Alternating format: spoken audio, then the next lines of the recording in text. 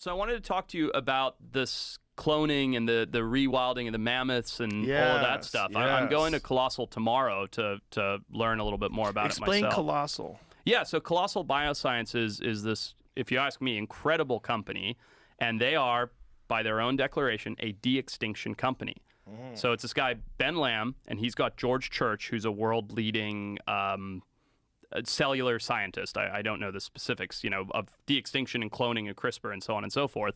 And they've come together and raised a ton of money, and they are de-extincting animals. And the science is there. Like, it's done. All it took was the money, basically, behind it. And they've put together this incredible Rolodex of scientists and people, and it's real-life Jurassic Park with purpose. Where are they going to put them? So there's a couple different things going on. So the first one they're working on is the woolly mammoth, right? And this isn't just for fun. This has real, important conservation implications, which is really fascinating. But they are planning on starting with, I think, 100 mammoths and putting them in this place called not Pleistocene Park, something like that. This park in Siberia. That they've been doing this experiment on as to what happens when you add megafauna back into the Arctic tundra to offset carbon emissions. Wow. And so they're using what DNA? They're using elephant DNA and mixing it with something else? So it's Indian elephant is the closest living relative to the woolly mammoth. And what does an Indian elephant look like? Is it similar to an elephant? Yeah, it's a smaller. So African elephants are bigger. They have the really big ears. Right. Indian elephants are typically the ones you'd see at the circus, with the pink in the ears, the smaller triangular shaped ears. So just a different species of elephant. And so they're taking Indian elephants and they're using CRISPR technology and they're using existing mammoth DNA and they're making an embryo and then they're implanting it into the Indian elephant, and 22 months later, an Indian elephant's gestation period, she will give birth to a mammoth. A real mammoth? A real mammoth. So it's not like a hybrid? That's okay. That's a good point. So it is, in the sense of what they do is, if you imagine the DNA of an animal, right? And then you imagine the fragments that are broken out of it, right? What they're doing is they're taking that DNA of and I don't understand the cellular side of it very well. This is just my base level understanding of it. I can talk about the conservation side of it, but they're taking that double helix, that DNA, and all those pieces that are missing from the mammoth, they're putting in Indian elephant pieces. So you end up with an animal that is physically and morphologically identical to a mammoth, but has used all of the DNA from the closest living relatives in order to get there. Phew. Boy. And this process, how long does this take? So I think they've been going for about 5 years on the science, but the science of de-extinction and cloning, I mean, you remember Dolly the sheep, right? That was like a known thing. So that's been going on for a long time. Well, you can get your cat cloned. Exactly. Or your dog cloned. Exactly. For like 20 grand, you can clone your dog. Yeah. So it's kind of creepy. It is. It's bizarre. But the point is the science has been there for a while. There just hasn't really been the funding or the motivation for it. But what I think so fascinating, the reason I'm so emotionally invested in it, is the conservation implications that it has. Because what this company is ultimately doing is rewilding species that humans have removed. And that's going to, in theory, in a lot of places, sort of fix the offset, the imbalance of the ecosystem. That's interesting. That's really interesting. There's a lot of debate about whether or not humans killed off the woolly mammoth, though, isn't there? I think there is. Yeah, I think there is. And I can't really speak on that. But I do know that when the mammoths disappeared, so the Arctic used to be like the savannas of Africa. It used to be big grasslands, right? It wasn't all covered in trees and things. And that's a recent adaptation since the mammoths went away 10, 20,000 years ago. And so that's what's happened is the permafrost up there is melting pretty rapidly, right? Underneath that permafrost is like 1.5 trillion tons of carbon. And once that carbon enters the atmosphere, it heats things up like crazy. So by removing those mammoths, and I can explain why the mammoths keep it colder, but by removing those mammoths, it's allowing that permafrost to melt much quicker and release more carbon. So the idea from a financial standpoint of how they make money is the carbon offset of putting mammoths back into the environment. How do they make it colder? So it's a couple different things. It's basically when there's trees and shrubs, they take in more heat, and that heat transfers into the ground.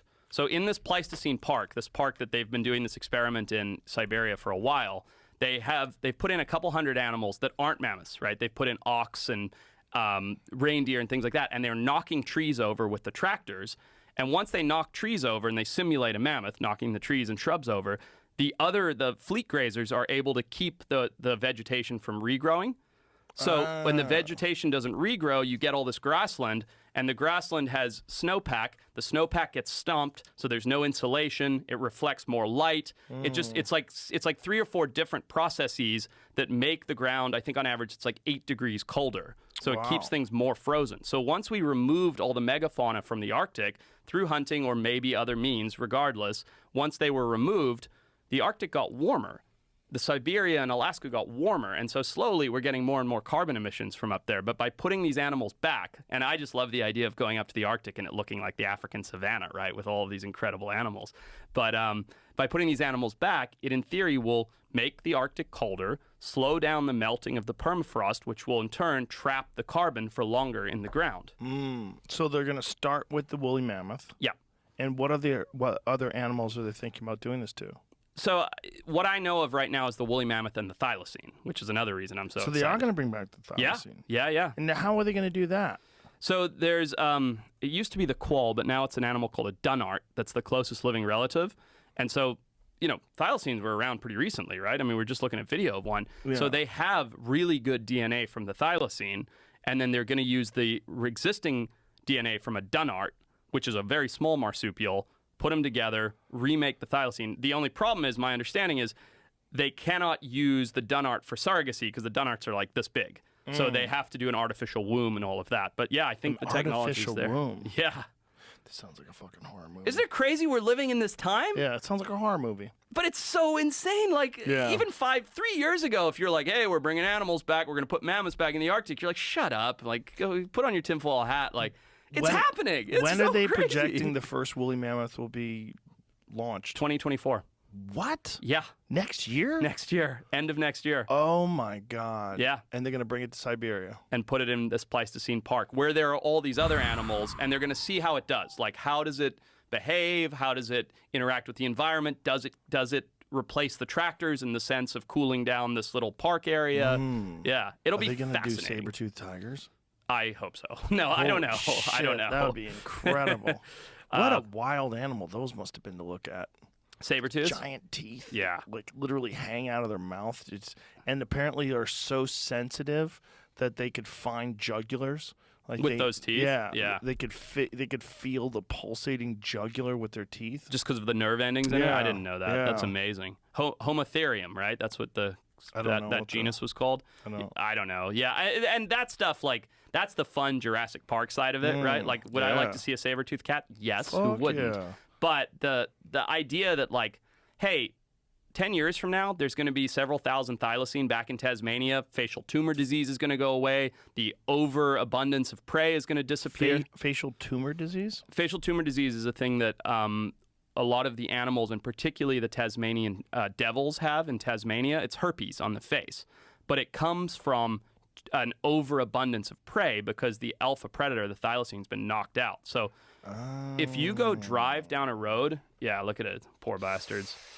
It's bad. It's herpes. God. It's actual herpes. Oh my God, it's horrible. It's horrible. And that's the Tasmanian tiger, which is the Tasmanian devil. Tasmanian devil. What a crazy little animal that fucker is. They're so cool, man. And the noises they make. Yeah, they're wild. See if you can find a recording of Tasmanian devil noises. Yeah. But anyway, I'm just excited because it's like, it seems like we live in an alternate universe where these things are real now, which is just so crazy compared to a few years ago.